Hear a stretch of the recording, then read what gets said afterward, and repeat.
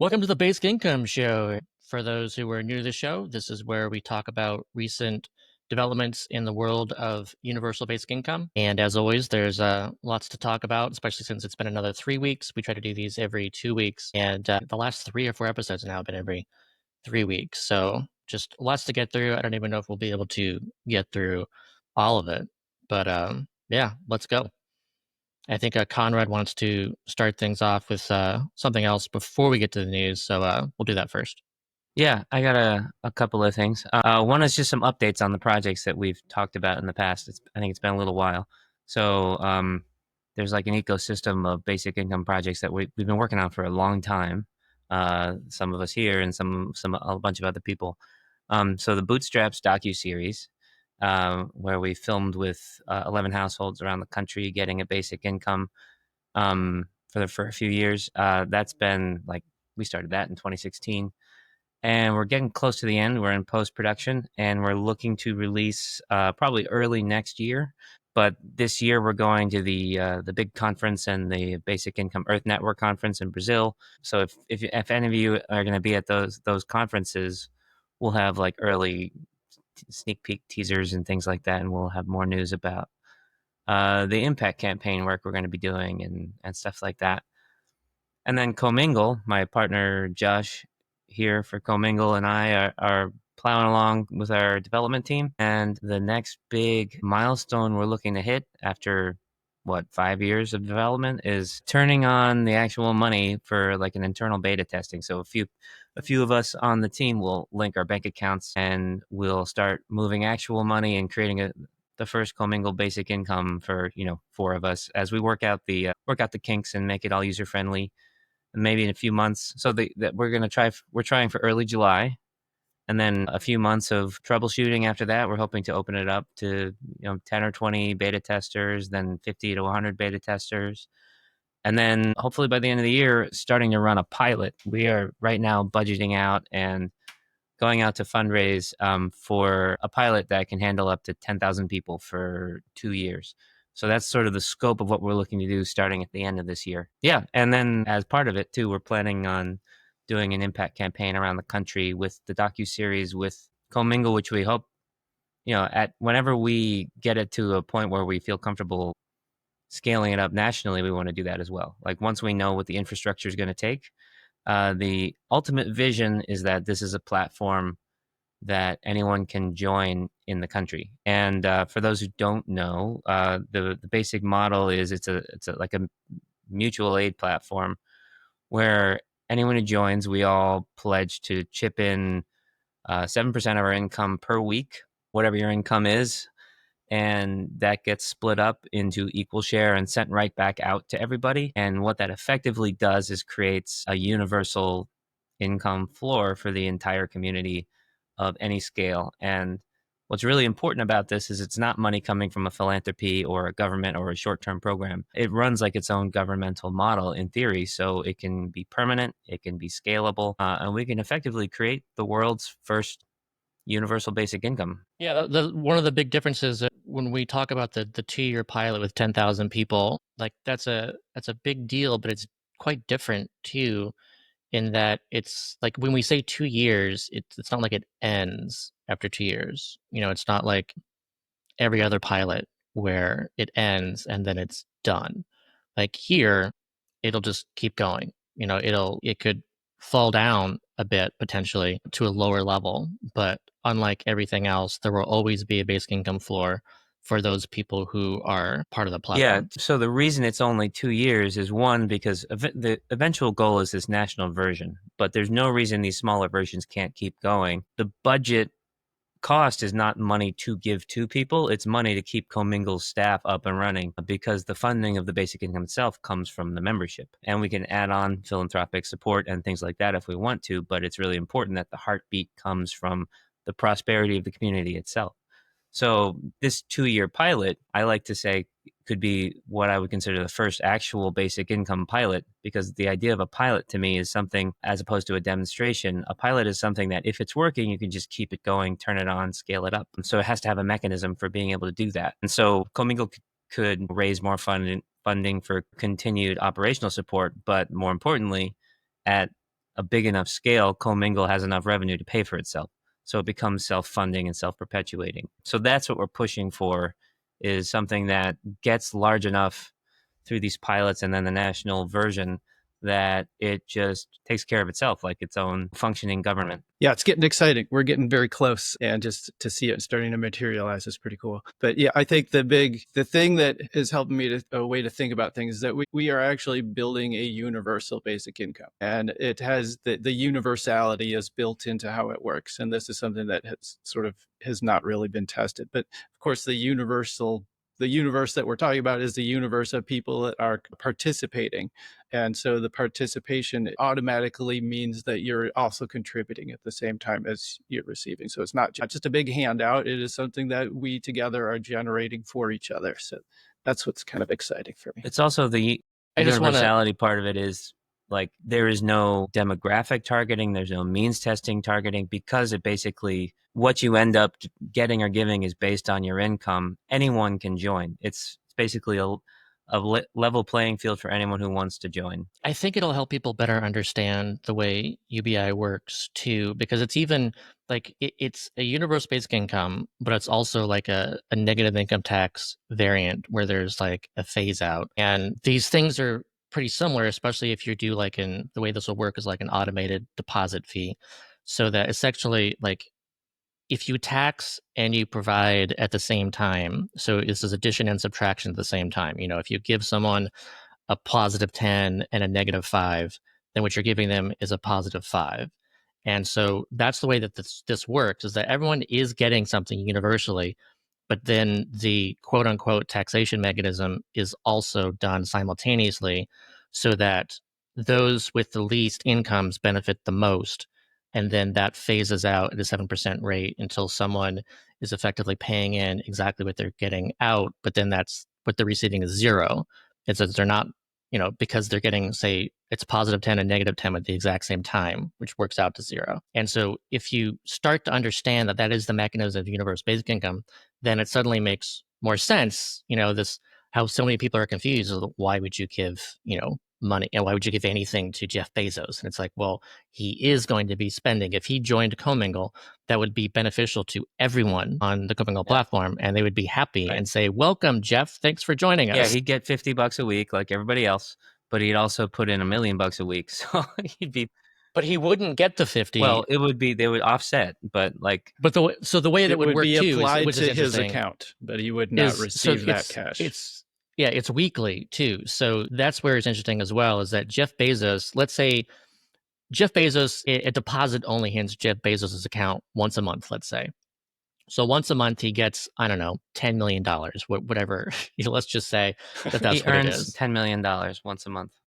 Right. $10 million comes him. into his checking account once a month.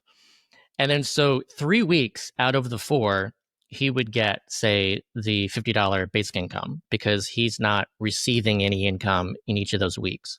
But then on the 4th week, when the deposit lands, bam, he pays 7% of $10 million. Like that goes instantly to everyone in the entire system. And he would still get the 50, that also helps people understand where he's part of it. He would still get that 50 that week, but he would also put in 700,000. Yeah. Sorry, so he would 50 would be subtracted. Right, so from he that. would on the net he'd put in $699,950. Right. And no one would complain. But so this is all so theoretical. I mean, like this is a big swing that it was really hard to convince people to like take a leap of faith with us, because it's really hard to know what people will do. Will people really want to help each other in this way? Like there's an if you build it leap of faith sort of situation going on here. Will it work? As we get closer to like turning it on, it's getting really scary, but also exciting for me to be like, what is actually going to happen when we turn this thing on? Like, how smart can we make this? How efficient can we make it? And then when we open it up to the public, is it crickets? Is it like excitement? Like, are people really hungry for something they can do? Is it going to take a lot of coaxing? Like, how is this actually going to land? Like, we've been envisioning this for so long. And at the same time, too, we just went through like a description of how Comingle works and tried to explain it with words. And I bet a lot of people are like, I think I kind of get what they're saying, but the idea that you're putting forward is like, as soon as Comingle exists, people can just kind of be part of it for a week or even kind of look at what's happening and be like, oh, I get it. Right. I always use the example of the first time you play a new board game and you spend like an hour reading the instructions and you're like, kind of get it. But then you roll the dice twice and you're like, oh, okay, so I do that. And okay, it works. And then we can hopefully just move as a society beyond the whole, like, why would we give Bill Gates a UBI conversation? Because people will now understand. Mm-hmm. Before moving on, want me to just do the quick Comingle 90 seconds Yeah, let's again? do that just one. So everyone watch. All right, let's do it. Here we go. Okay, we've got 90 seconds to figure out how to fight poverty and income inequality in America. Let's start with the chart. Here are some people. Here is their income. Some people have a lot. Some people have none or not enough. We can argue about why that is, but let's not. Let's just make this number go up because we care and because it's the 21st century. A ton of research has proven that the best way to make that number go up is with direct cash. No strings attached. So let's agree to set aside a small percentage for whoever needs it more. Let's say 7%. We combine that generosity into one big pile of human kindness, divide it up evenly, then give it back in equal amounts. Look what just happened. These people have more money than they started with. This person saw no difference at all, and these people probably barely noticed. If the average individual income of the group this week is $650, then this amount works out to about $45 a week. That's a trip to the grocery store or a tank of gas to get you to work. That's an extra $180 a month to pay your utility bills or visit the dentist. It's also a nice reminder that other people care, and you're not on your own. At Comingle, we're building the technology to make this all work. With a secure bank connection, we can get a good idea of who needs money and who's got it to spare on any given week. The same connection can be used to transfer funds to or from your account. We can run all the calculations and break down the data so everyone knows how things are going. No forms to fill out, no waiting around for government programs, just a one-time login to be part of a system where everyone has income for the week. We're almost there, but we could sure use some help. Let's make it happen. All right. Wildly idealistic. What are these guys thinking? That's right. We are wild-eyed. Yes. Yeah, it's funny too. Like, so people have watched that video and just understand basic income better immediately. Yeah. So I just It's always a good video. Yeah, because it's the big question is always like, yeah, that's a great idea. We should all get some money, but how are we going to pay for? Sort of building in the answer of how are we going to pay for it at the same time, and I think that that does sort of help people see how it really can be a reality. All right, I'll keep on going with my commandeering of today's episode at the beginning here. I wanted to just talk through something that it's been bugging me, and there's a phrase that's overused, toxic masculinity, but I think it's a real thing, and it's something that I've been thinking about in general because I play soccer in these recreational leagues, and like for whatever reason, there's been a lot of hotheads out on the field. And the other day, there was one that was like really upsetting where I've been recovering from some injuries because I'm an old guy playing with young guys. And there was this dude who decided for whatever reason, and it wasn't retaliation because I hadn't fouled anybody, but he did this twice. He basically, as I was like making a pass, I was wide open, but like I was opening up my body, because I'm not bracing for anything because this isn't rugby. Just decided to like shoulder in and like basically level me, just like through my sternum and knocked me to the ground. And the second time he did, he got ejected from the game. But I was just like, why? And there's people that want to fight all the time. Like these are grown men, right? And like I tell my wife about it, and she's like, she plays ultimate frisbee with some very lovely people who would never even dream of anything like that. And she's like, what is wrong with the guys in your soccer league? Why are they acting like Beyond the Thunderdome? What is wrong with the guys? That's so like, that's so Gladiators. Right I'm like, what's up with the we're guys? all asking what is, and like how I always project like how much of this is like exacerbated by financial insecurity. What are like the narratives of like men are supposed to be providers and warriors and all this kind of shit, and in an era where like people don't know what's going to happen with their jobs and all of this stuff, right? Like I think my league for soccer is less financially secure than my wife's ultimate frisbee league, and there's all this weird stuff going on with money, but there's also like something in male culture that like leads men to want to find a way to assert some sort of dominance or control or something to like get over some insecurity or something. What do you think it is? Like why do people want to hurt me when we're like playing recreational over 30 soccer? Why do they want to send me to the I hospital? don't think you're talking about a society level thing. You're talking about like a deep animal I'm just level unlikable. Is that type what you're of saying? instinct. No, What everybody's shirt are always. you wearing? Let go and I love. just think That's that what I want it's them to do. yeah. All right. You can like we are consciously overriding all of those like instincts, and that's sort of what makes people cool, right? That they're able to do that. But like at the very base level, we're just we're animals, right? Maybe you Like should pick up Ultimate Frisbee. I mean, yeah, I maybe I know should. I play in my wife's ultimate frisbee league, and there's like an element of it which is too nice for me, where like we all have these Uh-huh. friendly cheers and we sing Yeah, songs and yeah. stuff. I'm like, God, I'm a grown No, ass man. I'm not going to do that.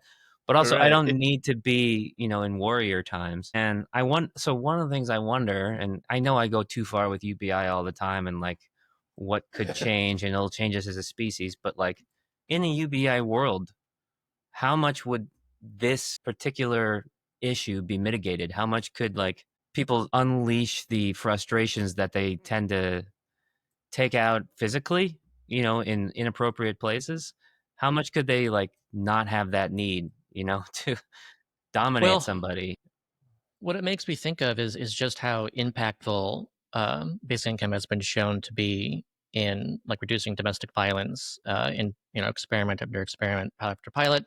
We see that to large degrees. I remember the biggest one that I saw was in Give Directly observed this in Kenya, and it was a reduction in the number of times, like frequency of women being dragged and kicked by over 50%. And so I know that part of it is, the impact of basic income. Part of it when it comes to reduced domestic violence is that, women are empowered, especially to be able to leave. And, I'm not saying that only women are the ones who abuse. So, of course, like it empowers men too. But, when we're talking about numbers, we know that abuse is mostly male on female. Right. And so we know that a big part of that is empowerment with just like, hey, I can leave. If you abuse me, I can leave. You can't do that anymore. But I think also part of it is just this reduction of stress, because we also know that when it comes to arguments in the household, it's usually about money. And it's, basic income is not just like a financial boost, but it's also this reduction of stress. So, it's not the only people in poverty are worried about money and having financial, fights. It's like no matter what income you have, you can have a financial fight. And I'm not saying that UBI would eliminate all those, but I do know that when it comes to stress, like the concern of, I don't want to become homeless. What happens? We're not going to be able to eat. Like that, like worry, that concern, that kind of like boot on your neck is what drives a lot of stress and a lot of anger. And when it comes to physiological responses of human beings, I know that kind of abusing others, like bullying behavior, is a way of reducing stress. That's like a lever. That's like something that has evolved over time with humans, is that if you want to reduce your stress, one of those ways is like looking down the hierarchy that's been built up and kicking down. Yeah. That is a way of reducing stress. So that is a mechanism that could be connected to what you were talking about, where if we have that security, that financial security, you would be less likely to like act out in abusive ways towards other people. Like I know when I feel secure, and that's financial, emotional, whatever, but they're all tied together. Like I feel like I'm a more centered person. And one of the reasons I'm excited for macro level programs, like if we can build up Comingle, that would be a lot of people, or if there was a national version or whatever, is I would love to know if there's like a way to measure or just like witness the outcomes of these sort of soft metrics. Like would we see less like road rage and snippiness and boasting and like fronting and just triggers and knee jerks and like the types of things that like are just kind of souring the world right now, that feel like there's always something behind it, right? When someone's an inexplicable shithead to you, or you are to someone else, it's not really because like they didn't turn their blinker on soon enough on the road. It's because you're also going through like difficulty with insurance or something like that, or like you just lost a job or whatever. So yeah, how do we expect that could actually play out without sounding too much like naive utopians? Like, can we really hope for a significant decrease in just people not being nice to each other? Yeah, I think so. I think that's definitely something. Reducing stress and increasing security, I think, will create better humans being their better selves. And again, not going to fix everything, but it is going to do something. Like I do, like road rage is definitely something too that I think of as being an example. And even like accidents and stuff on the road in the morning, let's say, during the commute, especially in the morning, people are rushing to get to their job. And so, maybe they're paying less attention. Maybe they're kind of a little bit thinking about other things. And, maybe they're driving a little bit faster, more likely to run red lights and stop signs. They're in And they're scarcity also just kind mode of high strung. for a Right. Yeah. And bunch of they're reasons. worried what happens if I don't get there on time. And I'm only thinking about that. And like, screw you for getting in my way. Honk, honk, honk. It's even, I notice it And everything myself, else that where it's matters. like if I am in a hurry somewhere, even like very mild infractions, like someone wasn't quite paying attention, like on another day I could be like, come on, wake up, buddy, or whatever. But then it'll happen like 6 times on my commute. And by the end, I'm like bubbling up inside and trying not to, like, I feel it happening because I don't have the bandwidth to be cool about it. Because like I am worried about what it means for my life, Do you think, totally out there, do you think your soccer teams are playing better now because there's more like, do you think sports are like now acting as like a more necessary outlet? So like you're getting like people playing more aggressively. And so there's like, you're sort of seeing more action on the field because it's the only place you could get out these Yeah. sort of like feelings of distress. But I think you can get them I mean, out. it is the place. If you're going to get them out, it should be on a sports field, But I right? think, Like you're going to hope that's where they come out instead of elsewhere, like on the road or, yeah. But in I the think the quality of the soccer is like wildly declined from what it could be. It's not nearly as fun. It's not as skilled because people are taking fun's it gone. out in It's terms more of about, arguing yeah, and yelling and fighting and bitching at the ref and stuff like that, rather than playing the game and yeah, having a fun time playing the sport, I wonder yeah. if you could find like a correlation between, so you look at like, I don't know, physical events happening, like confrontations or Hmm. hitting, whatever kind of abusive stuff. You count those up in the Olympics.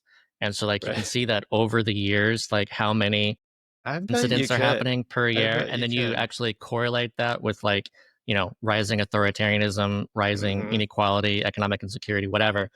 And you see, like, does that actually, like, is it when Right. a year is like especially high in inequality, high in economic stress, that there are like more of those happening in the Olympics that Hmm. year? I don't know. It's This interesting to makes think me want about. to bring in I bet you some of could. the comments from the chat. One, just to mention, that's really interesting, because I agree with it a lot, I guess, is daydreaming here. UBI plus viable public transit equals lower social stress levels. I think, yeah, obviously, Century Falcon 64. But then DM 9542 is talking about Yang. We need Yang in the political picture, and he brought it to the forefront before COVID. And one of the things we were just saying was reminding me of one of the things I liked about Yang. There's a bunch of things I liked about Yang, but he really leaned into like the nerd. I'm the first nerd running for president, and my State of the Union is going to have a PowerPoint, and I'm going to have all these metrics that are based on actual well-being as opposed to like GDP and unemployment rate, like these sort of Mm. questionable, like kind of propagandish metrics, but like actual happiness and health outcomes and things like that. And man, it would be really Yeah, the cool to American see like a scoreboard, I chart of think. like national stress levels, like 1970 to whenever, and then UBI, and then like starts to come down. Number of people being beaten in sports Yeah, events. Yeah. Number of times Conrad number of has hockey been violently penalties. attacked. yeah. My one data point, I'll just like chart the number of fouls I've suffered, or times I've wanted to foul somebody, or whatever. Yeah, All right. no, I'm super interested in all move those on like to the little news yet? We got stuff to do. yeah, all those little indicators that can sort of like help us gauge things that are like much more realistic. I'm very into those, and like if there's any way we could start to like compile those as a We should definitely care about those more. Well, thanks for humoring my little walk down. okay. Okay, so I think the biggest news that I wanted to get to is Dario Amodei. I'm not sure exactly how to pronounce his last name, but he is the CEO of Anthropic. He used to be at OpenAI, and he left and he started Anthropic. And he said something recently that made some waves. I think that these waves are big, and I think that it could, lead to others speaking up along the same lines. It got people recently going, wait a second, maybe AI is something that we should be concerned about. So this was his appearance on AC 360 is the name of the show. So he's talking to Anderson Cooper. Here's what he had to say. A well-known and respected tech CEO, Dario Amodei, who heads a cutting-edge AI company called Anthropic, is raising alarms tonight about AI's potential impact on employment that could soon be felt. While he says AI can lead to incredible advancements like medical breakthroughs and boost the economy, he believes it could also lead to half of entry-level white-collar jobs disappearing and 10 to 20% unemployment in the next 1 to 5 years. It's something that's been talked about within tech circles for a while, but rarely so starkly and so publicly. I spoke to him just before air about that and other implications he thinks AI may have on society. So people are freaking out about 20% Dario, unemployment within 5 could years. Wipe out half of all entry-level white-collar jobs and spike unemployment to 10 to 20%. How soon might that happen?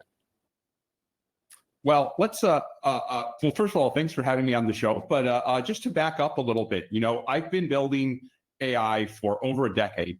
And I think maybe the most salient feature of the technology and what is driving all of this is how fast the technology is getting better. A couple of years ago, you could say that AI models were maybe as good as a smart high school student. I would say that now they're as good as a smart college student and sort of reaching past that.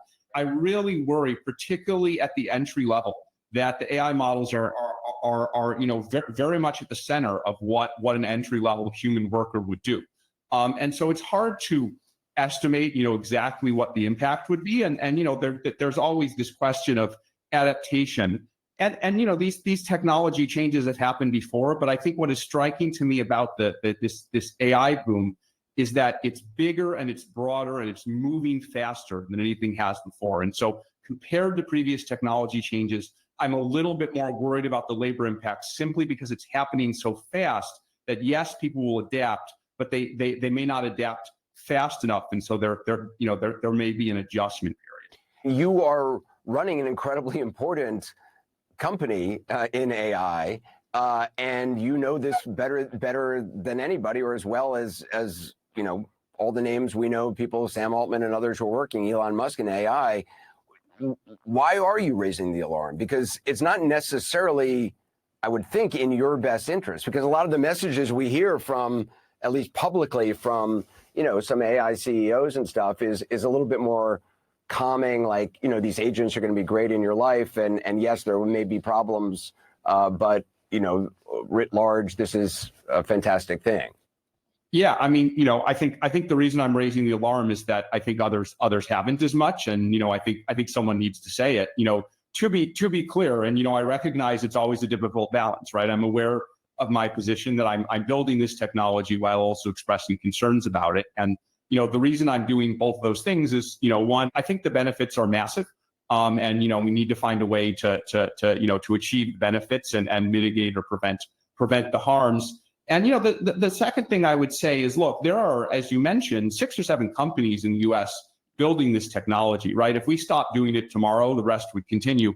If all of us somehow stopped doing it tomorrow, then China would just beat us. And I don't think China winning in this technology is, I don't think that helps anyone or makes the situation any better. I do want to read something that Sam Altman, your former boss at OpenAI, said in September. He was saying that AI can cause significant change in labor markets, good and bad. He went on to say that most jobs will change more slowly than most people think. And then he said this, and I want to just read it word for word. He said, many of the jobs we do today would have looked like trifling wastes of time to people a few hundred years ago. But nobody is looking back at the past wishing they were a lamplighter. If a lamplighter could see the world today, he would think the prosperity all around him was unimaginable. And if we could fast forward 100 years from today, the prosperity all around us would feel just as unimaginable. For younger people, I should say lamplighters was actually a job. People I don't think a lamplighter ever considered lighting being like lamps tech on the support, streets. like customer I think a lot of support. people may not even know what a lamplighter is. But do you think Sam Altman is wrong?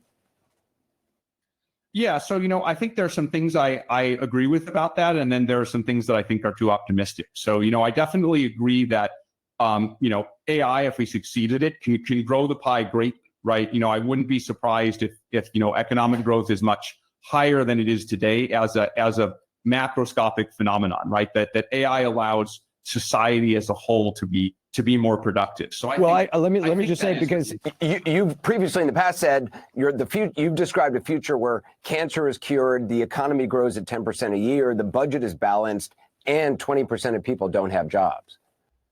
That's exactly what I was getting to, right? Where I agree with all the positive potential. I think that isn't wrong.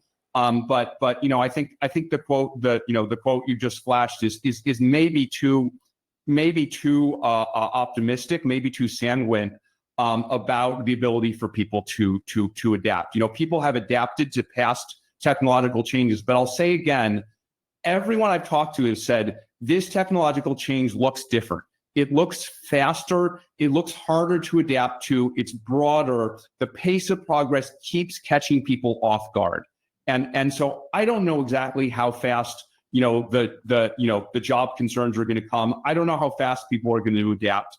It's possible it'll all be okay, but I think that's too sanguine an approach. I think we do need to be raising the alarm. I think we do need to be concerned about it. I think policymakers do need to worry about it. If they do worry and they do act, then maybe we can prevent it. But we're not going to prevent it just by saying everything's going to be okay. Do we as a society even understand the potential inequalities that this may amplify? And also the impact just on I have little kids. I have a 5-year-old and a 3-year-old. What do they grow up aspiring to if machines can do pretty much everything better? What does it do to initiative or drive or striving? And I don't know the answer to that, but it concerns me.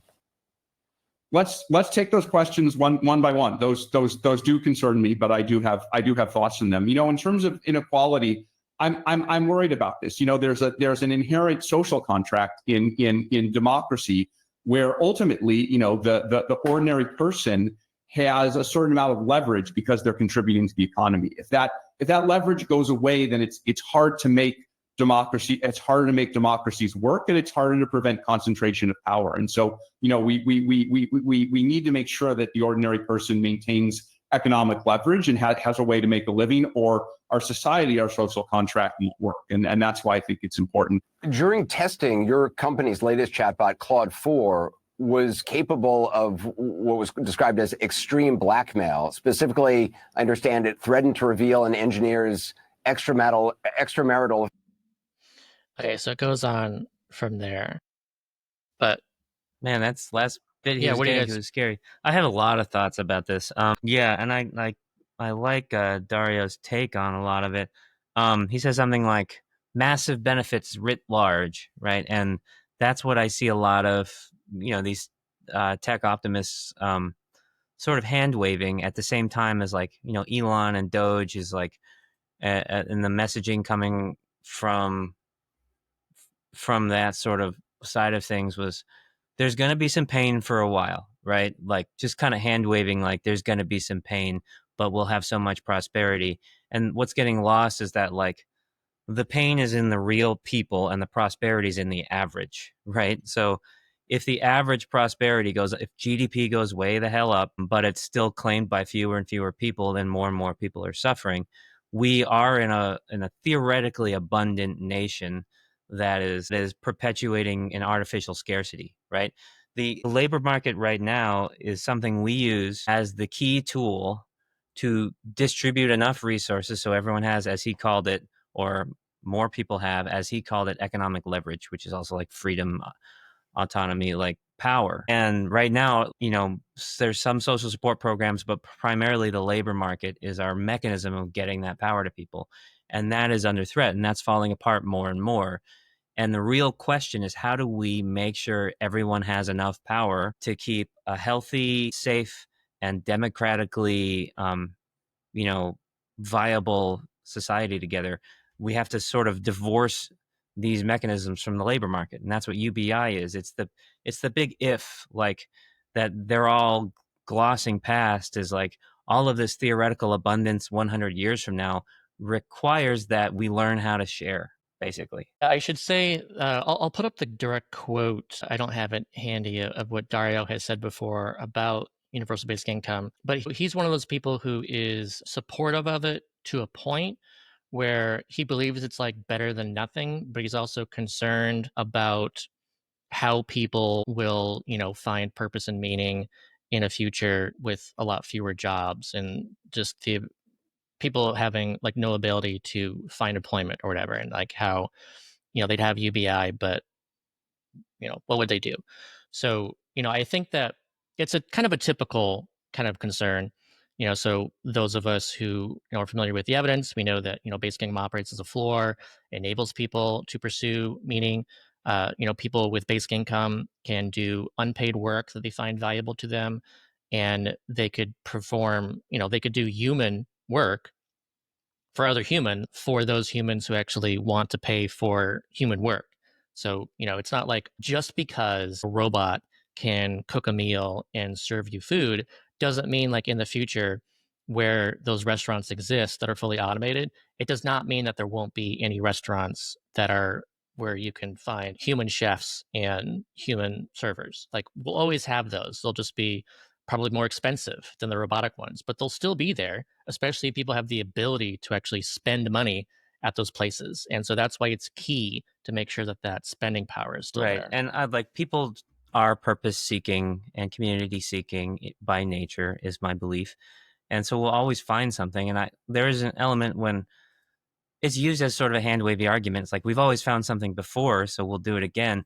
But there is no like how have we done it before versus how are we going to do it now? How are things different? Like, how hard is it going to be? How much suffering will there be in the interim? And to me, UBI is a proposal to like say, now we have the beginnings of a plan and a foundation of security for everyone with which to address these new adaptations and shifts in like our way of life without, shooting ourselves in the foot with massive amounts of unnecessary suffering. Like, I want to, as a society, be able to address these issues of purpose and these issues of cohesion and how we operate together without having to also deal with the fact that there's massive runaway inequality and polarization and authoritarian stuff. Like, in my mind, if we don't have something to like be the transition agent to make sure that we do it well, then we won't inevitably necessarily find our way to that abundance utopia direction. We could collapse, kill ourselves. We could all fight over scraps until we're so fucked up, we're 1,000 years a real Mad back, Max scenario. That's possible. And like the utopian optimists, like, I'm fighting my ass off to make them correct, but they act like it's inevitable. And I believe that Star Trek is not inevitable. We could do Mad Max, and I don't want Mad Max. I think it absolutely requires us to be very engaged in making it happen, to have visions of what the future could be, and to work doggedly to make sure that that's the future we get to. And then whenever the shit hits the fan and these moments of crisis come, we need to have these options on the table, because if these aren't like well explored and established and easy to shift to, then the easy thing historically to shift to is violent revolution, autocracy, like all kinds of things that we don't want. Yeah. Another thing I want to mention too is, this is called the Basic Income Show, but it's also not the only thing that I think is important. Like we also tend to talk frequently about universal basic income and universal healthcare. But another thing too is just like shorter weeks. So, it should be 4-day weeks is the new normal. We should have done that a while ago, we definitely should do that. 5-day weeks have been normal. Before that was 6-day weeks. It's past due to shrink that down.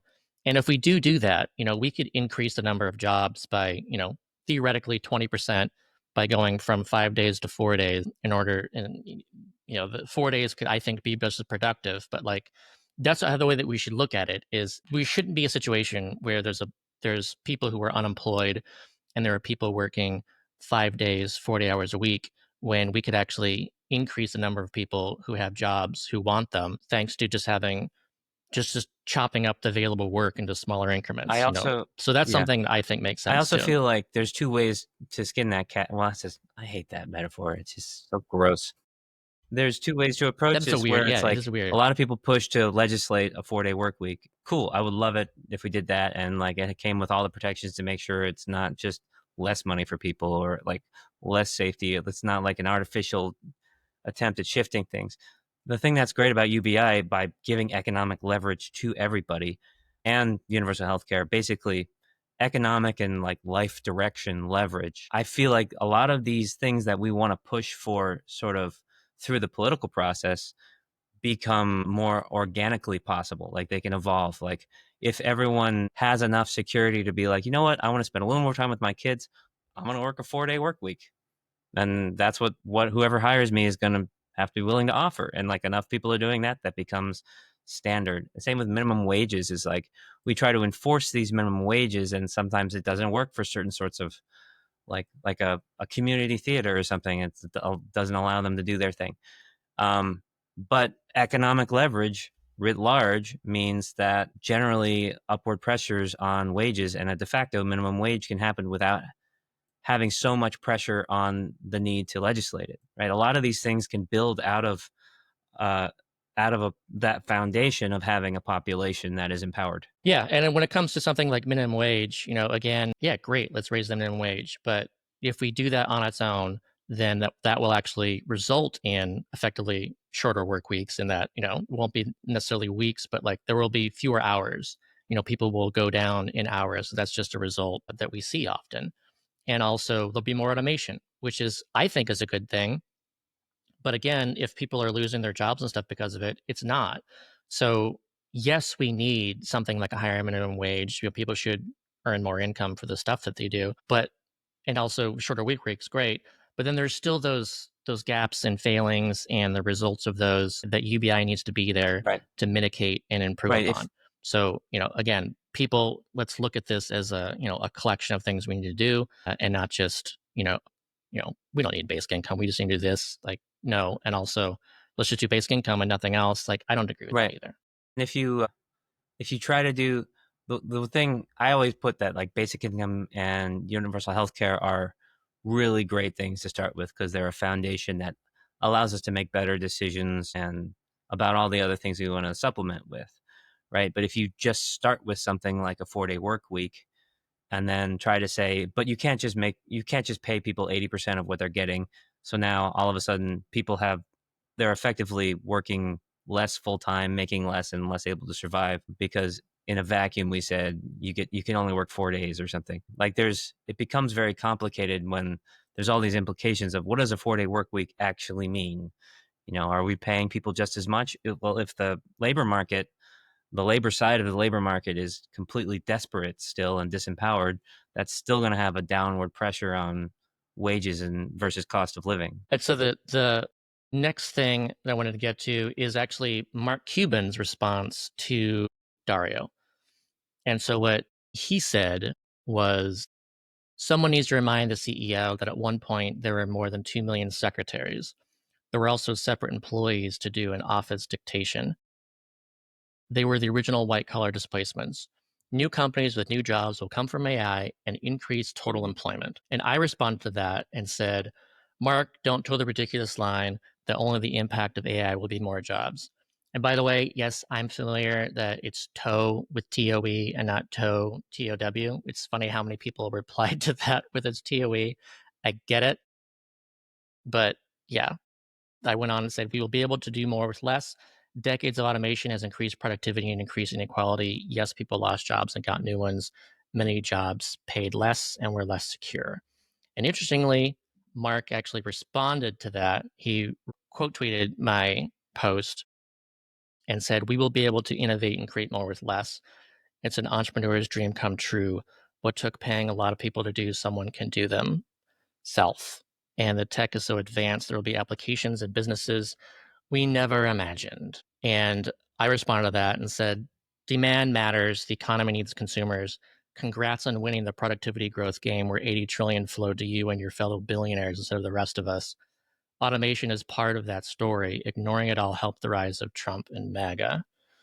So it's just interesting to me, like, this is a billionaire. He won. He's doing great. And he's saying, like Dario was warning that we're making it look like it'll all just be sunshine and roses, and that all these are just concerns, that ridiculous for worries, and that there'll be so many more jobs and there won't be any harms, and that is dangerous. Like, this is what we have to be fighting against. And Dario is right, and Mark is wrong about this. Go back to the previous Mark Cuban one. This is just his original one. This is just another example of this one, like having an opinion and expressing it in a way that is entirely hand wavy. There's like the step one, AI. Step two, question mark. Step three, more jobs. Right? It's like you need to respond to the how. You can't just say it's happened in the past, it'll happen again, or you have to explain the mechanism for how this is going to mean more jobs and ability to live your life. Otherwise, you're not being intellectually honest. You're just kind of hoping that it all kind of keeps working out. And it's really convenient to do that when you're already at the top and it is working out for you incredibly well. If he had an answer beyond like, don't be ridiculous, it's going to be better because I say so, then you could take him more seriously. Yeah, it's just really frustrating for me to see this kind of thing. Like, especially when Dario is actually warning against that, So it's and again, like, Dario is in the field. Like, he's actually working on AI. This is why it made like so many headlines, because he's one of the main people and he's working on this. And Mark is not in that, and he's just saying, "Oh no, it's not going to be a problem. It'll be great." All right, so the next thing, and this is kind of just furthering the point more, but I really was happy to see this. And so this is Matt Ferrell. For those who don't know, he's just a popular YouTuber who focuses on technology, like new technologies and stuff. And he did something slightly different than like the usual kind of show, focusing on like some new technology. Instead, he was just focusing on like technology in general and where it's going. And here's what he had to say. This is just I'll just do 2 chapters from this. There's just like 4 or 5 minutes. So let's break it down. Companies like Tesla aren't just building cars anymore, they're building robots. CEO Elon Musk has said that Tesla's value will eventually rest more on Optimus, their AI-powered humanoid robot, than on their cars. And Tesla is betting big on AI, not just for self-driving vehicles, but also for fully autonomous manufacturing and service robots. Their stock price reflects this belief, with analysts pricing in trillions in future revenue from products that don't yet exist. But who will buy those cars or anything else if automation leads to mass unemployment? It's a feedback loop with dangerous implications. We saw this kind of paradox before in a very different form. It's called the Jevons paradox, when efficiency gains lead to more consumption, not less. In the 19th century, as steam engines became more efficient at using coal use didn't fall. It skyrocketed. People found even more ways to burn it, driving up overall demand. Efficiency didn't solve the problem, it made it worse. But with AI, we see the reverse happening. Greater efficiency leads to job loss, which leads to less consumer spending, even as companies ramp up production. Let's call it the AI economic paradox. This isn't just a theory. We're already seeing early signs. Companies save money by automating, but consumer demand isn't rising fast enough to match. Imagine this at scale. AI enables a biotech company to develop a revolutionary new drug. But because millions are out of work, no one can afford them. Or AI invents a super battery, but EV demand shrinks because people are struggling to make rent. Or retail companies use AI to optimize supply chains and logistics, reducing their need for warehouse staff and drivers, only to see their revenue decline because those same workers can no longer afford to shop. We're not just talking about lost jobs. We're talking about an entire economic structure potentially undermining itself. The system is designed with a key assumption, that automation leads to lower prices and lower prices leads to more buying. But that's only true if people have income. If AI replaces humans in a way that severs that income and no replacement system is created, the whole thing starts to fall apart. Millions of people could be out of jobs. So who's going to retrain those people? Because if we don't figure that out, there could be social unrest because of joblessness. And to be fair, there's a counter argument that AI won't just take jobs, it will create new ones too. On its feared AI technology could take out jobs, new research shows it's creating new roles across multiple industries. And that's true to a point. The World Economic Forum estimates AI will eliminate 85 million jobs by 2025, but create 97 million new ones in fields like data science, AI safety, and robotics. And remember that scary sounding Goldman Sachs report earlier that said 300 million jobs will be lost in the coming years? Well, there's a more recent analysis from the company looking at longer term possibilities. In that report, they project a 7% increase in global GDP and a 1.5 percentage point boost in productivity over a 10-year period. Sounds like a good trade, right? But here's the rub. With those assumptions, many of those new jobs that people will transition into require highly specialized skills. And historically, when industries transform, workers don't always transition easily. Take this example. Between 2000 and 2010, the US lost 5.6 million manufacturing jobs. By 2010, only 39% of displaced manufacturing workers were reemployed, and most who found new jobs earned less than before. The AI job boom is concentrated in metro areas with strong tech sectors like San Francisco, Boston, and Shenzhen. That leaves behind rural and industrial communities without access to retraining and relocation support. Plus, even the new jobs being created can often involve supervising or refining AI systems that are doing the actual labor. A single AI manager might oversee processes that used to take 50 people, so the net employment effect is still uncertain. And here's something that rarely gets mentioned. Not everyone wants or is suited for retraining into tech. We can't expect a 58-year-old factory worker in Ohio to seamlessly become a machine learning engineer. So while new jobs may come, the distribution of those jobs and the time it takes to retrain may not match the pace of disruption. This isn't just a labor market issue, it's a social and political one. If we don't address the mismatch, we risk pushing more people into poverty, increasing inequality and fueling social unrest. The risk is if we don't do anything about it now to retrain some of these people or to prepare for a post-AI employment landscape, we will have issues with a deepening divide between the haves and have-nots, the wealthy and the paycheck-to-paycheck people. And we've seen what happens when economic shocks aren't handled well. The 2008 financial crisis led to years of stagnation and massive erosion of public trust. The COVID-19 pandemic accelerated automation even further, particularly in logistics, food service, and retail, permanently eliminating millions of jobs. And now AI is supercharging that trend. A 2022 study published in the journal Demography found that an increase in automation between 1993 and 2007 led to increases in drug overdose deaths, suicide, homicide, and cardiovascular mortality. And these aren't abstract numbers, they're indicators of human suffering. Automation without safeguards doesn't just harm the unemployed, it weakens the entire economy. Consumer spending drops, innovation slows down, tax revenues fall, governments struggle to fund social programs. It creates a cycle that's incredibly hard to break. The thing that really kind of freaks me out, the companies at the center of this transformation are not incentivized to slow down. In fact, markets reward them for doing the opposite. Cursor has reportedly hit a $9 billion valuation, a sign of just how quickly AI first coding or vibe coding is growing in Silicon Valley. OpenAI announcing a record-breaking $40 billion deal. So unless governments, institutions, and society as a whole intervene, we may be heading for a future where innovation explodes and prosperity implodes. So what do we do? There are ideas out there. Some are highly controversial. Others are still in pilot phases.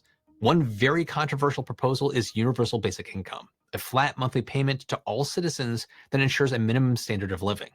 Now, this would decouple survival from employment and give people time to retrain, start businesses, or just live with dignity. In Finland, a basic income trial showed increased well-being, health, and small business formation, even though it didn't significantly increase employment. Another idea is an AI dividend, or tax or licensing fee on companies that automate jobs, which gets redistributed to displaced workers or invested in job retraining. There's also reskilling programs, but they need to be dramatically scaled. And finally, there's the idea of decentralized AI ownership, models where AI tools are open source and co-owned by cooperatives or communities. so that the economic value created doesn't concentrate in just a few hands. These aren't magic bullets, but they represent a shift in thinking from maximizing efficiency at all costs to designing for inclusion and resilience. We're at a pivotal moment. The decisions we make now will determine whether AI becomes a force for broad human flourishing or just another engine for inequality. All right. So pretty good, right? Yeah. You did a good job. Yeah, I have a lot of thoughts on this one too. One is I want to call out, he mentioned indicators of human suffering, homicide, suicide, all those things. And that goes back to what we were talking about before, just like the very human metrics. Yeah, I'm expecting we'll talk about South Korea. I was surprised that wasn't your biggest news that you wanted to talk about, Scott. But about this, it was making me think of board games again. And it's like we're all, our society, our history, like our version of capitalism and democracy. It's like we're playing this sort of scarcity game where we compete for resources.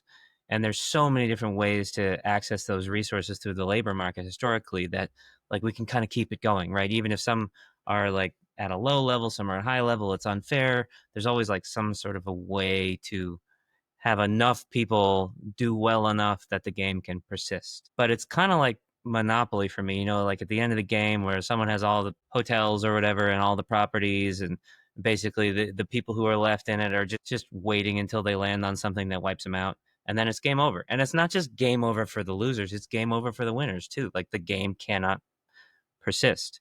And I think that's kind of what's happening with AI is it's accelerating what was already going towards an end game, and now we're in like the end game of this version of society that we've been doing, unless we change the rules, unless we change like the actual functioning mechanism of the game, into something that can perpetuate. Like we can't let this game end. There's no like, okay, what's the next game? Like the game ending means like society has ended.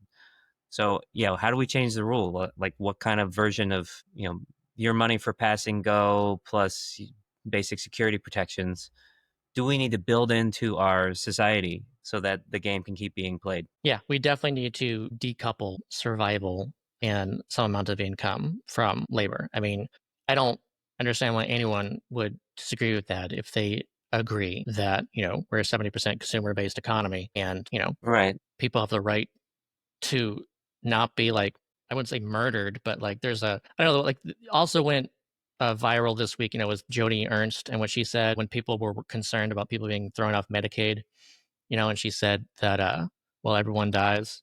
Yeah. It's like, well, so so basically you're saying that it does not matter if people live or die because you're all going to die. And then she even doubled down, like, she did her video in the cemetery and was like, oh, I didn't realize that people didn't know that people die. So, here I am in the cemetery. Hello, everyone. I would like to take this opportunity to sincerely apologize for a statement that I made yesterday at my town hall. I was in the process of answering a question that had been asked by an audience member when a woman who was extremely distraught screamed out from the back corner of the auditorium, "People are going to die." And I made an incorrect assumption that everyone in the auditorium understood that, yes, we are all going to perish from this earth. So I apologize. And I'm really, really glad that I did not have to bring up the subject of the tooth fairy as well. But for those that would like to see eternal and everlasting life, I encourage you to embrace my Lord and Savior, Jesus Christ. That's like Bond villain level. Reminding like, everyone. About to execute somebody. Crazy. Everyone dies. What's the difference? And it's like, oh my God. Yeah. And that's what I worry is that you've got people in her position, people in power. And like, given the concerns of what if we lose a lot of jobs, she would say, well, y'all die. Like, we're all going to die. So who cares if like you starve? And it's like she's totally ignoring too, as if like people are going to be okay with that and just die.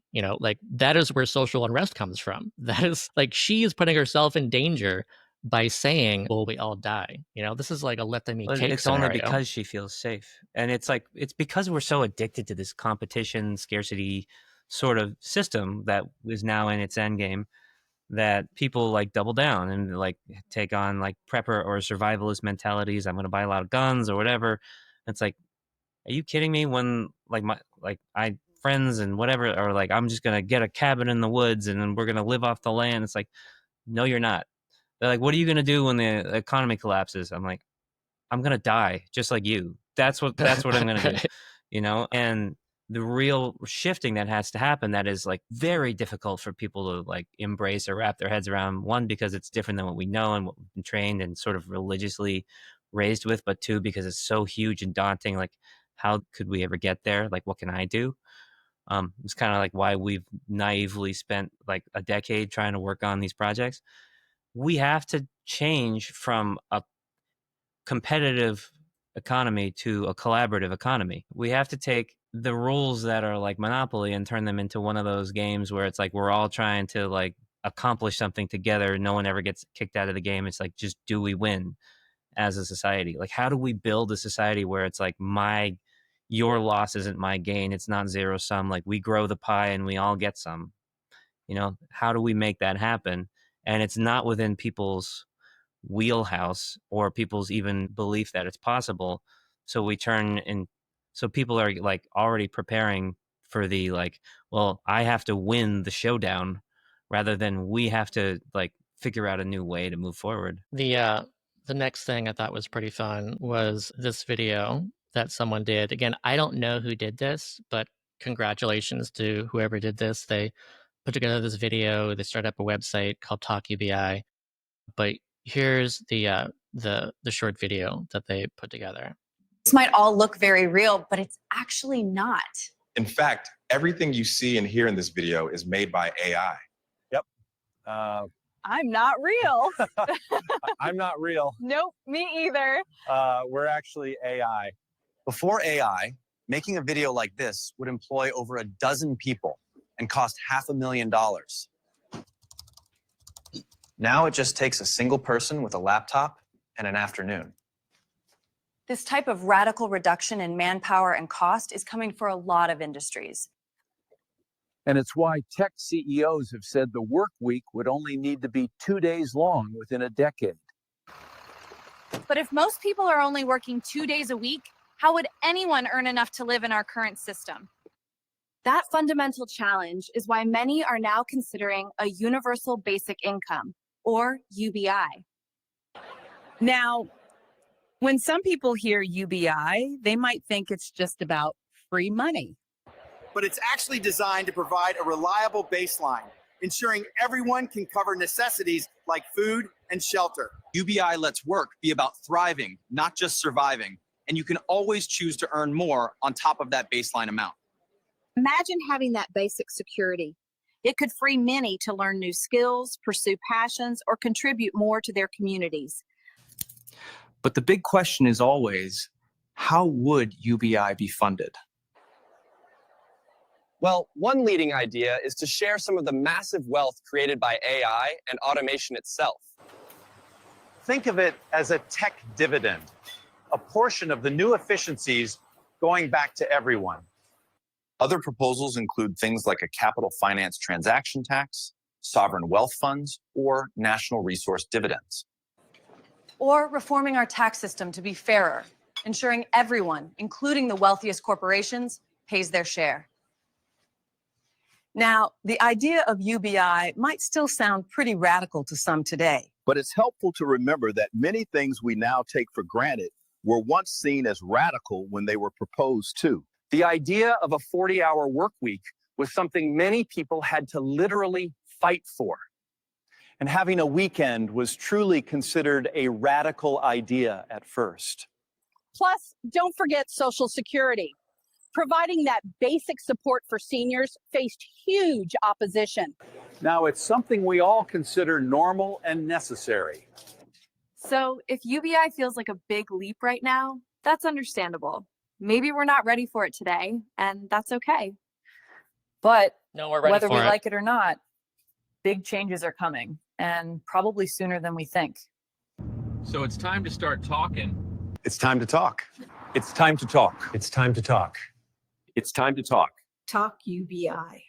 Talk UBI. TalkUBI. We're talking What do you think UBI. we've been doing this whole time? We don't need an AI-generated movie for this. That was pretty good. Like, But there's a lot of the that is technical good, stuff. yeah. Like, as a filmmaker, I'm like, oh, they're even like getting the different audios pretty good, and like But yeah, in the different they're not settings. doing it. The computer is doing it. Yeah, or yeah, It's very they're automated involved. at But this like, point. yeah, when the preacher was in that the stuff's cathedral or getting wild. whatever, like there was more of an echo versus when someone was, which is I mean, there's a lot of little details that like you subconsciously pick up unless you're really looking for them.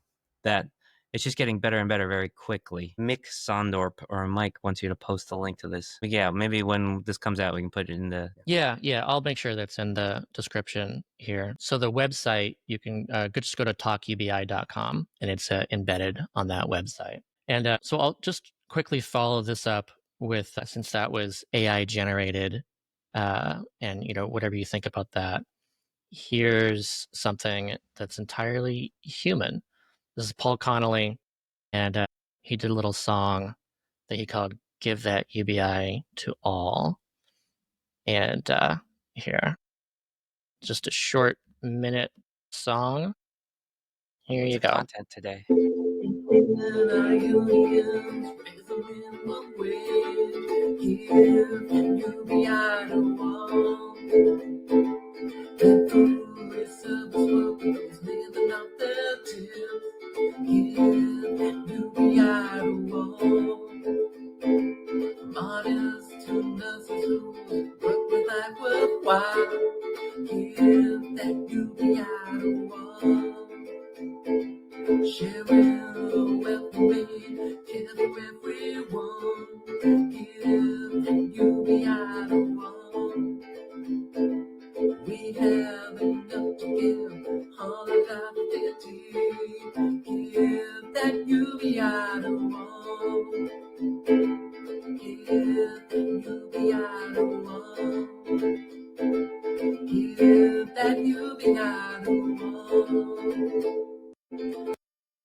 I thought that Instead would of be talk UBI, he sings UBI. Yeah, I thought that'd be fun just to follow it up. So some people may think, oh well, I didn't like that as much as the AI one, or other people may hate the AI one. Like like there's human stuff and then there's AI stuff, and I think there's room for both. And I'm happy to see both like pushing for UBI. There's definitely ethical We need more of that. questions too that I face in my work where, well, one with Comingle, we want to use AI as much as possible to keep our staff really lean and make it efficient.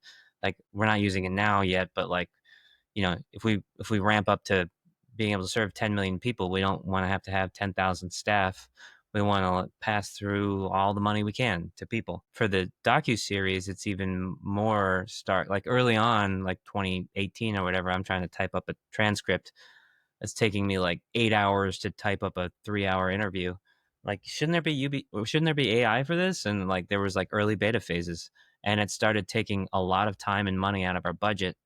And for, an indie project that was struggling for many years to raise enough money to pull itself off, that was huge. But also we weren't hiring transcribers. We weren't spending our own time doing it nearly as much. And these days it's like much more effective. And then when it comes to like the tools people are talking about now be soon available, like if you can sort of copy somebody's voice like a deep fake, what does that mean for audio correction and like getting new takes and like getting versions that don't have sound distortions in it without having to go to an expensive firm? Or like we were talking to an animator. Animator is a super slow process, but now the animators are starting, like the ones we talked to, are starting to use AI in their work and reduce either their staff or their time frame on delivery of the thing you're working with them on, by half or more, and making it cheaper. And most like cool projects they're expensive and they take money to get off the ground. And the main thing you're spending money on is paying people with some expertise. And so when you don't have to pay those people anymore, suddenly things get a lot cheaper. But then also suddenly you've got a lot less people getting paid for things. Right. So It's like there is a very nice plus side to it, that like the barrier to entry to create something that is like professional level is quite low, and that is cool. That's amazing. And it's still like, but it's not generating money for anybody. It's not generating a livelihood necessarily. and it, like for our example, like someone could say, oh, they should be hiring all of like people at professional rates for every single possible job. And it's like that changes our budget from 3 million to 20 million. And it was already an almost impossibility to raise the smaller of those numbers. It would just the project would never exist, period. If like we aren't Netflix, you know, I had to make 10,000 cold calls over the last 9 years to be able to do what we are doing. Right. So how do you, like, in terms of the ethics of the thing, you know, I at least console myself that we're making a project that is about introducing a solution to the very types of harm caused by the technology we're using, right? It's like driving a car to a fossil fuel protest. Like people say, you're such a hypocrite. It's like, you know, you have to use the tools available of the day, even if you're like trying to do something to change the way we do things. You have to operate in the world as it is to even engage. But yeah, it's not even so much that like a project isn't generating money for somebody. It's also that like the existence of the cheaper alternative is now like driving the cost. It's like pulling the market for any of the human jobs like way lower, because now there's this free alternative. Like there are definite benefits to having a human being like helping you with a project, like doing your color correction or whatever on your movie, but and just having that other person to be able to like discuss things with is great. But now that there is an alternative where you're like, you know what, I don't have the money, but I can still do it, right? Like that now makes it so that person that has that expertise is now no longer to put a high price tag on their even though you're getting the human, the cost of that service is just being driven lower and lower. So like they can't charge you that much, right, and still be fair. Well, and it's also not like the Netflixes and things are like still doing business as usual. They're also bringing down their costs a lot. And I'm noticing very quickly, because we've been in the process of perpetually hiring editors and stuff over the last, you know, number of years. And like we were always in competition with commercial jobs that would pay, you know, 30% more than we were able to pay. Like we pay well, but not as well as like a commercial gig. And, you know, there's that premium we've talked before. It was like, if you want to do something that feels more meaningful, you take less pay because you're getting paid in terms of meaning. And there's a few years ago, I remember struggling really hard to get people to want to sign on to the project because they could take a more lucrative commercial gig. And what we've noticed is that jobs for people in the creative industry are drying up very quickly. And you know, it's like easier on the pocketbook to have less competition and be able to get like really talented editors. But it's also very bittersweet to know that the people that we love and the people that do the work that we care about it feels like they're very clearly in the end game. Like people are thinking like, okay, what do I need to go back to do that's not this? Because this career has no future, right? Like I'm not even going to keep being able to do commercial gigs. I'm not going to be able to do anything because there's just no one's going to pay me for it. So it almost feels like in our edit rooms, you know, to me, a little bit of like a last effort to help make something other than new editing jobs to help fix this solution. Like we're saving ourselves by making this documentary. One of the things in the chat that there was brought up was South Korea. So sure, like we can just cover that really quickly. There's like a potentially big thing happened. And, you know, there's not a whole lot of news other than the fact that we covered this before, the possibility that the next president of South Korea would likely be the candidate Lee Jae-myung, who was the basic income candidate in the previous election. And he barely lost, just by like a fraction of 1% after running on a platform of universal basic income. And then for those who don't know, you know, the kind of their conservative candidate won, and he ended up declaring martial law, and that really pissed people off. So he got impeached. The Supreme Court upheld the impeachment. He got thrown out of office, which activated their need to do a snap election and elect a new president within 60 days. And they did that. The election just happened yesterday. And sure enough, Lee Jae-myung became the new president of South Korea. So this time around, this was only 60 days, and he wasn't talking about UBI really at all this time around. People are wondering if that means that, he's not going to do anything with it. Like, did he shift more towards the center? Like, is he more moderate? Is he planning on doing less of the progressive things he was talking about before?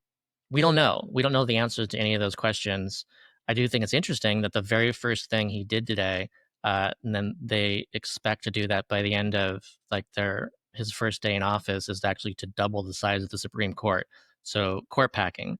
And so that certainly points in the direction that he's willing to make some big changes in the progressive direction. And he also told his economic advisors and whatnot to put together a supplementary spending budget because of the fact that people need economic security immediately. So it's looking, again, there's that potential. Who knows? He hasn't said anything yet, but I think it looks pretty good as far as South Korea being the first country to do UBI. But yeah, we'll see. Go South Korea. If people want to watch that was actually one of my favorite episodes because we talked about a bunch of cool things. That's from several months ago, and South Korea is in the title if you look at the channel. Yeah, you can find it on the YouTube Definitely channel. worth a watch. I remember I share that one a lot because we also talked about degrowth and environmentalism and consumption, and it's that's something that gets overlooked a lot, and I really like that conversation. So moving on from there, here's something in Canada that I think is interesting. It seems the lawsuit from the canceled basic income pilot is continuing on. This headline is lawsuit over Ontario University basic income pilot gathers momentum. And so this is I'm just going to show the interview with the lawyer. The beginning of this is with Jesse Gollum, who's one of the participants. This guy is so clean it's cut. great. I just need to call it out. Is this guy AI?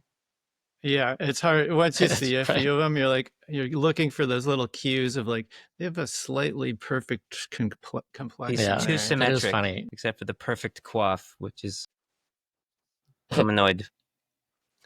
So here's the interview with the lawyer who's handling this lawsuit. The government has long maintained that the program would have been unsustainable. They say they've increased ODSP rates as well. But lawyers for the class action lawsuit say it was a contract between the government and the recipients, and they want the province to hold up their end of the deal. So there are 4,001 class members precisely. 3 of the 4,001 are technically plaintiffs. They're the ones that, as it were, run the litigation with legal counsel. How are they affected? I mean, these are generally people at the lowest end of the income spectrum. So they don't work, or they have trouble working, they're injured, they're on ODSP, they're on Ontario Works, or they just work part-time jobs and can't really make ends meet. And these were individuals who were convinced that they needed to join this pilot to try something new, see if something new might make a difference. And so what that meant was that they weren't just joining this program where they just get a bit more money and we'll see what happens. They were going to have to expose their entire personal lives to surveyors who were going to ask them very, very personal questions about poverty, about hunger, about their relationships, medical history, medical feelings, psychological impact, and so on, so that we could assess, the government could assess, and the researchers could assess the effect of this program. In the case of a lot of these individuals, did it lead to positive outcomes for some of them? Yes, I mean, there are some examples of people who, because they received an investment every month, basic income, which was guaranteed for 3 years, they could start making plans. So some people went back to school, some started small businesses. There's some quite spectacularly and successfully. Those are the kinds of success stories we saw. And what happened to them once the Ford government decided to cancel the program? Well, for some who started schooling, they could no longer afford the schooling.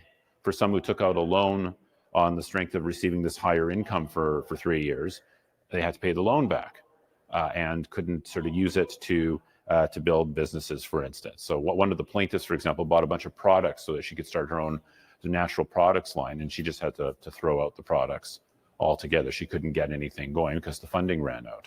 The government has argued that if they were to extend this to everybody in the province, it would have cost billions upon billions of dollars. Isn't that a worthwhile argument for saying why something like this would need to be continued? The government had essentially argued, okay, at the end of this pilot project, what would be the expectation? Giving it to everybody, and that would be too expensive. Well, I mean, the pilot project might have ended with a study showing that it's not as successful, it wasn't successful, and so there wouldn't be the expenditure of a single dollar to put in a basic income program. It might have resulted in a study, the study might have shown that basic income is very fruitful and a worthwhile endeavor, at which point then we'd have a debate in this province over the cost versus the benefit. But we never got anywhere near what the cost would be to have a universal basic income, but we certainly never got anywhere to figure out whether the cost was worth the benefit.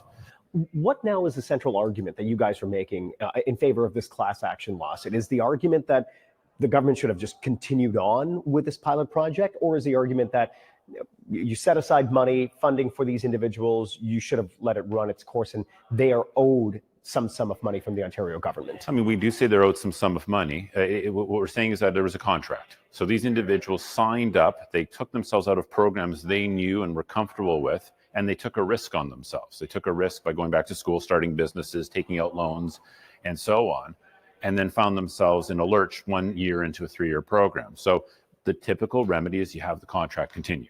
So you have it continue for the 3 years. You play it out. You actually fulfill your promise. That's a long-winded way of just saying we want Ontario to keep its promise. It's as simple as that. So to essentially revive the basic income pilot project at a minimum. What's sad about this is they will never be able to revive the project. They'd have to start a whole new project. So at this point, all that you can do is compensate the class members themselves for their losses. What would you like to see happen right now? Is there something the Ontario government could do? Well, there has certainly been talk in media and online about the need for Ontario to step up and fulfill its promise. I mean, we can go to trial, we can get a judge to judge the rightness and wrongness of this, or Ontario can step forward and I think do the right thing, which is, while we still have many of the class members with us, make a payment, settle the case, and do what's right. That's what I think needs to happen here. Is there a number that you guys have put on what that payment would actually look like? Numbers are confidential. I just think Ontario should make a reasonable approach and resolution with these individuals. He seems like a good lawyer. Where the numbers have to be confidential. Like, it's kind of like you can sort of see in public like how much has been promised to each person. I think. Yeah, they're really avoiding what the bill would be, but for whatever legal reasons. But I like how he's basically saying legal fees on top of like, it. I think there's going to be a negotiation for settling, and they're going to ask for the amount that they were owed plus pain and suffering and legal fees, and then they're going to come back think if with they settle, we'll give it'll you be less this than that instead. Will you take it, or do you want to go to court? So yeah, I think that if they go to court, they will go for the full amount, and they're arguing that they'll win it. And I think it does look, good that they would win it too. So it's more like, look, if you settle this, you're doing the right thing, and you could settle for a reduced number. But he's not saying that because he doesn't want to encourage a reduced number. Yeah, you don't play your hand. So I think that's right. I think that's what he's doing. So yeah, we'll see what happens. But the thing that really pisses me off about that, and this is not just as a UBI advocate, but just as, what I studied in college was psychology. And, this is from like a human experimentation viewpoint, is that they were completely like screwed. Like we were talking about human experimentation, like you've got to be like, you can't do something like that as far as like, breaching the contract. People were planning their lives around this 3 years of income, and the government just completely screwed them. And so, yeah, I think it's breach of contract. I think it's clear breach of contract. And this is for a scientific experiment that was breach of contract. It wasn't just like some, business deal or something. That's why, like, when we set up our pilot for Bootstraps, it was never based on like the hope that we would get money or like a commitment to money that, if it keeps coming, then it was like, we did not promise anyone that they were going to get the money for a certain amount of time if that money wasn't in the bank. Like, no one has a claim to it except this program, and you will get that money for the amount of time that we said. No one can change their mind. It's too late. Like, we have it secured. And there's a lot of programs all over the place where it's like, it's unfortunate that we can't rely on our government, but it's also like, okay, so Trump shuts down some program or whatever, and like basic income programs are shutting down around the country because it's like, oh, that funding that we were granted isn't coming in anymore. And just setting up a program to me on like such a big if clause, like, you know, we continue to get this support rather than we have it banked, like, to me is very scary in such like a human experimentation context. Yeah. I mean, it's kind of the same thing that's happening with pulling all the funding for USAID. Like, this is happening in thousands of places, this same kind of breach of contract where people are like, their lives are depending on the Right. money that has been promised to them. Right. If I was running the program in Ontario, I would have been like, all right, send all of the money to our bank account. We're not going to collect it once a month or whatever. You send it now so that we know that we have done our responsible due diligence. And maybe that's a non-starter and they had to hope for the best, but it's like unfortunate that that's the case. In the good news about this kind of thing with cancellations and bannings, this immediately makes me think of just all the states that have been working towards banning guaranteed basic income pilots in the U.S. And so here's some good news: is that a bill that was working its way up in Texas failed, and I really thought the Texas bill would pass, but it didn't.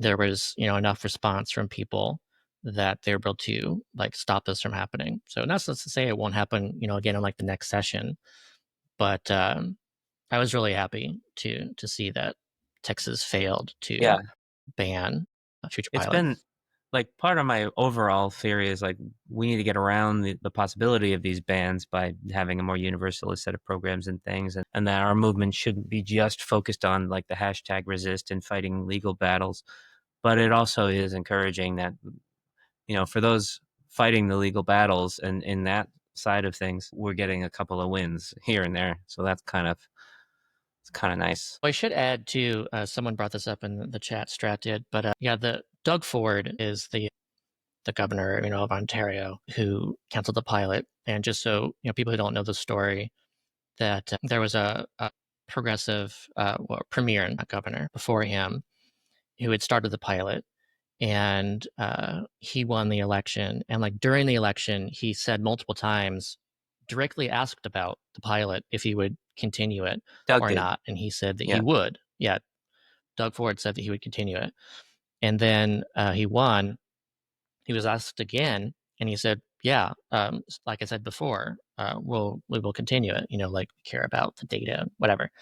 And then not too long after that, they just axed it anyways. So it was against his own election promises and even post-election promise, you know, not to do that.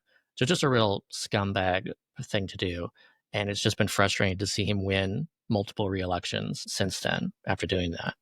So unlikable.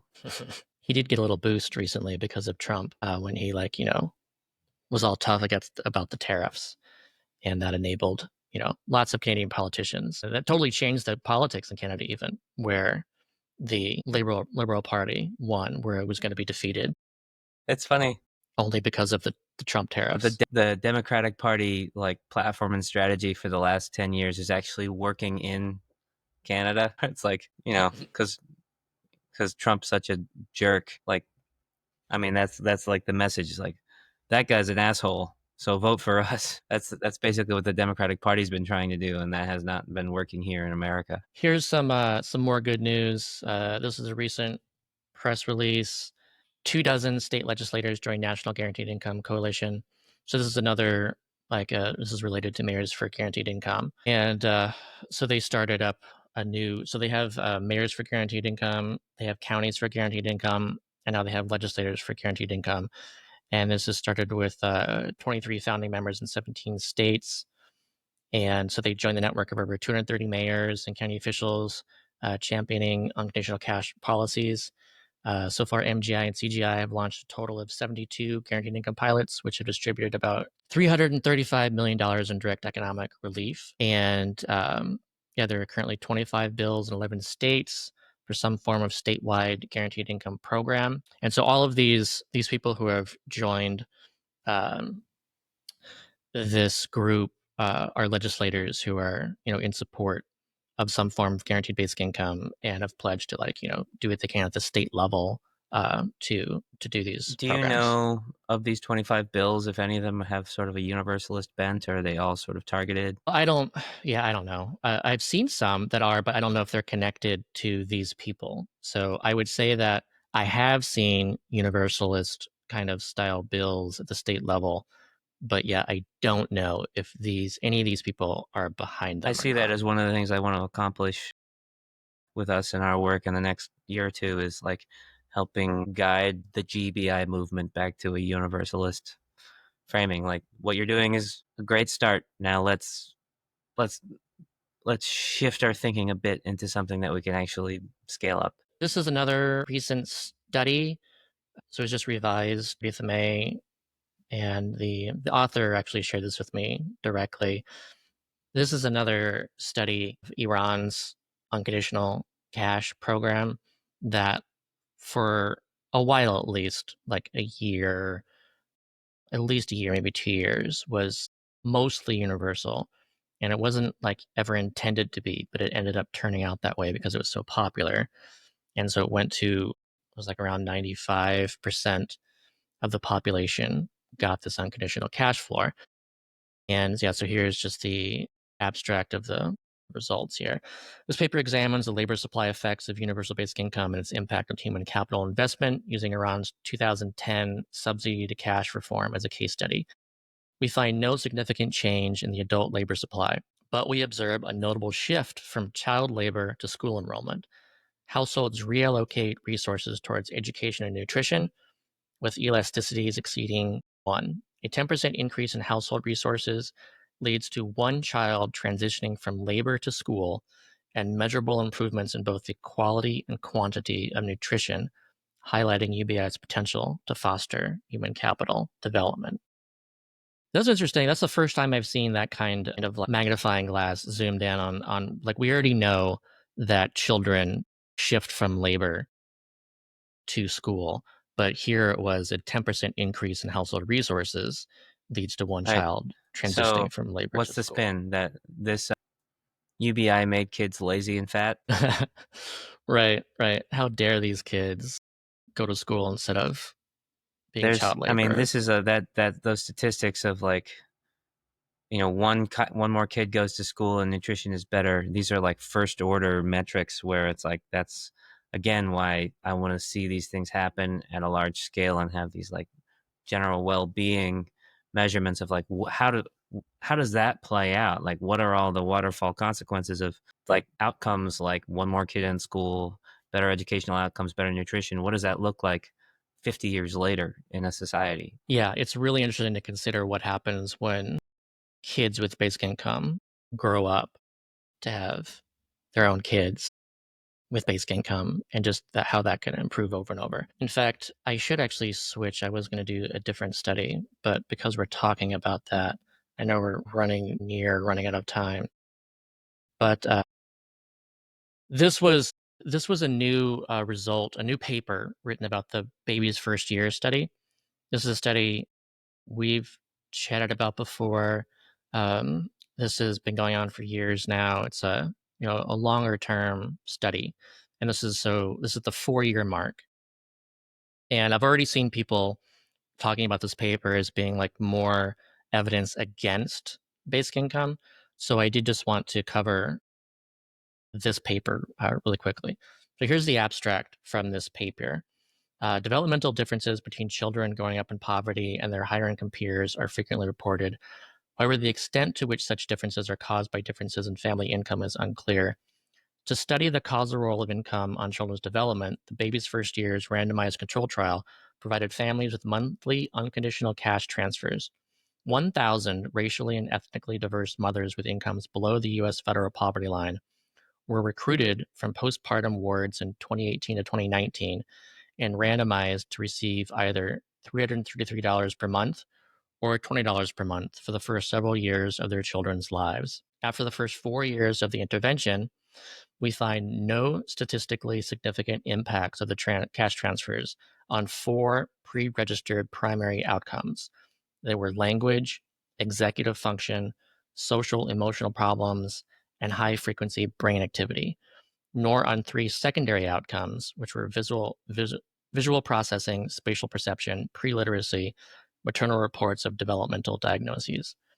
Possible explanations for these results are discussed. So I'll just scroll to the bottom where that discussion takes place, where they're like wondering why haven't they seen results at the 4-year mark. And I think all of these are really good points for people to chew over.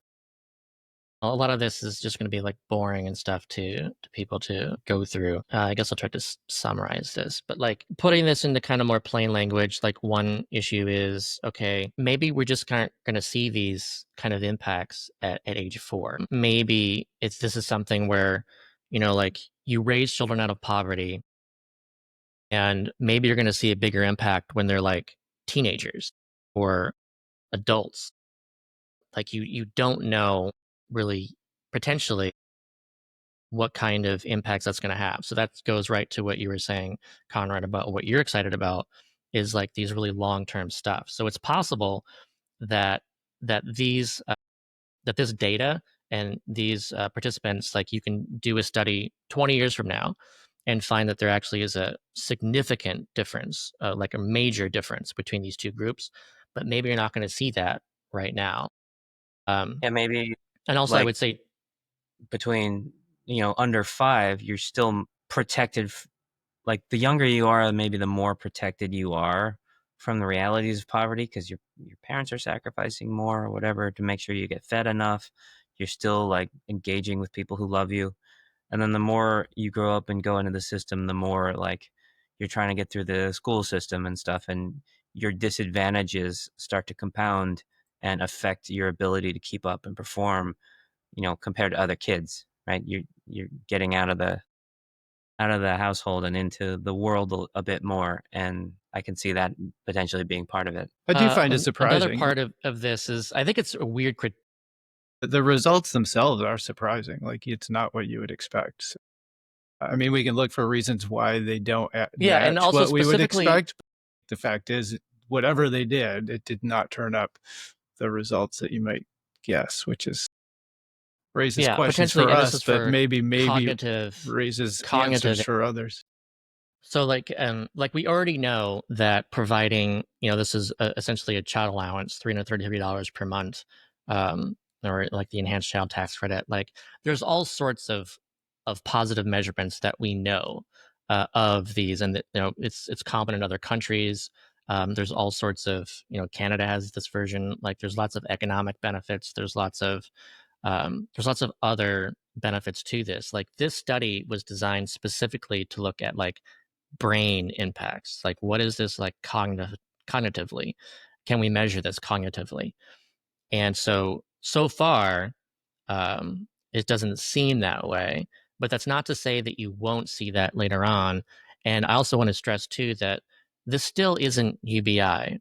Like if we give an extra $333 per month to a family, and let's say that family is 2 adults and 1 kid, then $330 per month is a child allowance, but a UBI would be like their parents getting an additional $1,000 per month each, let's say.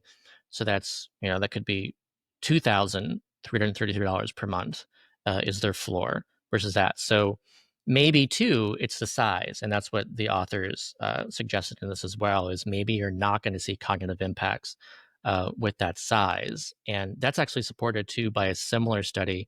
That's the Smoky Mountain Study of Youth with the Eastern Band of Cherokee Indians, with like, that was a larger amount that was kind of looked more like a UBI. And that like did find these kind of cognitive impacts that way. So it could be a size thing. Yeah, they're pretty subtle things that they're measuring. Yeah. Here. A bigger sample is probably going to be what you need to really turn up anything you can use. And what just for the technical side of things, the attrition rate comment, is the suggestion there that maybe people who dropped out of the program were the ones who were seeing more of the benefit or less of whatever, so that we're actually not measuring the positive stuff as much as we would if they hadn't left the program, or what? Yeah, attrition rate is always an issue too in all of these, and that's certainly one part of it to consider. And they mentioned that another part, and the authors didn't consider this, but we've seen this too, like in the Denver pilot, where I think there is something going on if you do a monthly payment control group, even however small it is. I think you're actually going to see something from that. Like it sounds like what do you like? Come on, $20 a month, that's going to be nothing. But it really did seem like $50 a month did something for the homeless in Denver, but it wasn't measured, against a true control group. So I think that's part of this too, is what if you actually provided zero instead of $20 a month? And, the attrition rate there would be, much higher. And that's why it's so hard to do that kind of thing. But I do think that's something to consider as well. And then the other big thing too that they covered is just COVID, and that's just really something to consider. Is they started this before COVID, and so they started this like in 2018, 2019. Then COVID hits, and then you have like the impacts of COVID on both groups being large, and then you have like the stimulus payments and all that we did to counteract that was greater than this amount. And so there's definitely some confounding stuff going on there that could have made this like harder to determine. If COVID never happened, maybe you would be seeing something significant in the data outside of that. All right.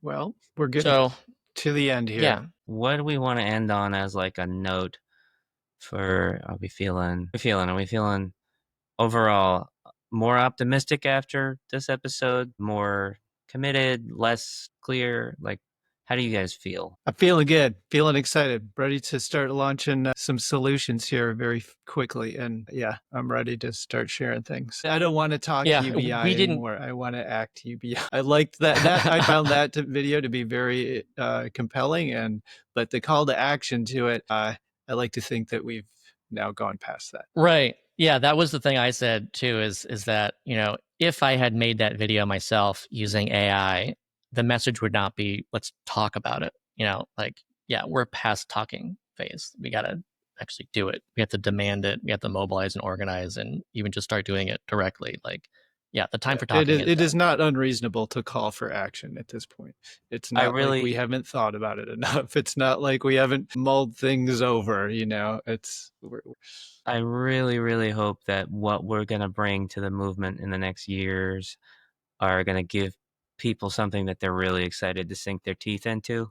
Because from my perspective, it just feels like the avenues we're all used to thinking like activism, protest, politics, whatever, people are becoming quite disillusioned. And it's not that people don't want to make these changes, but if it's like, well, what the hell do we do? Like, I'm just a person at home. Like, I'm really hoping we do succeed in giving people a very clear and actionable thing to do and get excited about. Yeah. Before we go, quick reply. Strat asked, what about trying for an evening show for more traffic? And this time works well for us. I don't see us doing, an evening show. That's much more difficult for us to do.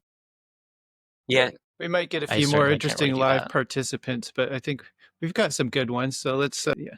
I kind of like who we've got in our chat right now. So if they keep coming back, that'll be great. I also kind of see this as practicing. Basically, we're getting our vibe, we're covering the content, we're building a backlog of material. Eventually, we'll come out with all of our stuff. Maybe we'll drive more traffic. But a lot of people, like sometimes I get people, trolling me or whatever on Twitter. And after a while, you realize, oh, they think this is all I do. Twitter is my way of trying to change the world. And it's like, no, man, we got a job to do. Like, this is how we try to stay connected, and how we try to, like, this for me is a great way to like keep up with the news, and have the conversation and like try to bring other people along.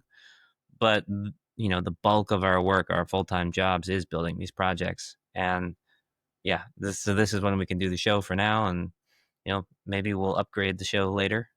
But yeah. And again, like we try to do this every other week, and we just keep doing it every 3 weeks, but that's not our actual schedule. It's just weird stuff has happened each time. And Wednesdays work best for all of us, which is also why if we miss a Wednesday, we're just like, let's just do it the next Wednesday instead of like, oh, let's try Thursday or Friday or Saturday during the night or something like that. Like it just works really well for us to do it here. And it's also, we edit this and then we put out the completed, cleaned up episode on YouTube. And, it's more about what it's for. Those who can join us, love that you can join us.